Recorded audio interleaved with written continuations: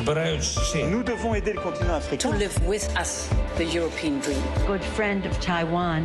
Europe 1, bonjour. Votre revue de presse internationale, nous sommes d'abord en Israël ce matin. Bonjour Ariane Ménage. Bonjour. De quoi parle la presse israélienne ce lundi ? Du cessez-le-feu conclu entre Israël et le djihad islamique à Gaza. Une trêve fragile, souligne le Jérusalem Post. Elle a d'ailleurs été perturbée hier soir par de nouveaux tirs à la frontière. Négocié par l'Égypte, ce cessez-le-feu précaire a mis fin à 5 jours de combats meurtriers.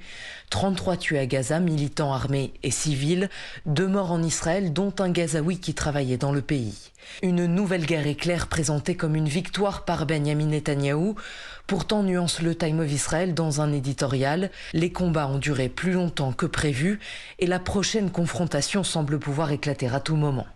Retour au statu quo après une nouvelle guerre inutile, surenchérit de son côté le quotidien Haaretz. Nous sommes maintenant en Algérie avec vous, Nour Chahine, à la une des journaux algériens. Ici, on parle de la réaction des autorités suite à l'adoption par le Parlement européen d'une résolution dénonçant la situation de la liberté d'expression en Algérie. Une résolution qui ne passe pas, indique El Watan.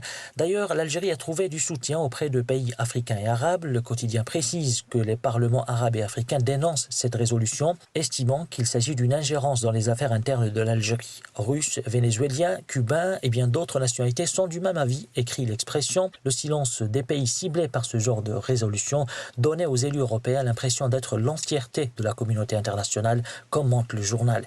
Pour sa part, le site A1DDZ évoque l'indignation de la classe politique algérienne, partis politiques, mais également des associations qui ont exprimé leur rejet de la résolution, d'après le site d'information. Nous sommes enfin au Mexique avec vous, Gwendolina Duval. Que lit-on ce matin dans la presse mexicaine ? Le gouvernement mexicain lance une carte bancaire spéciale migrants.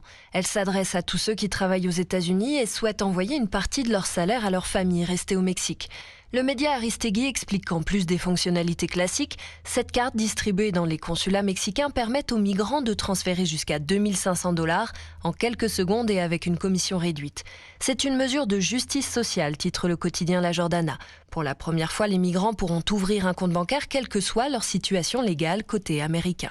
Ces transferts de devises représentent une ressource importante pour le Mexique. El País rapporte que selon le gouvernement, 10 millions de familles dépendent de l'argent que leur envoient leurs proches. En 2022, la somme atteignait presque 60 000 millions de $, un nombre qui augmente chaque année. Merci Gwendolina Duval, merci à nos correspondants. 6h54, très bon réveil.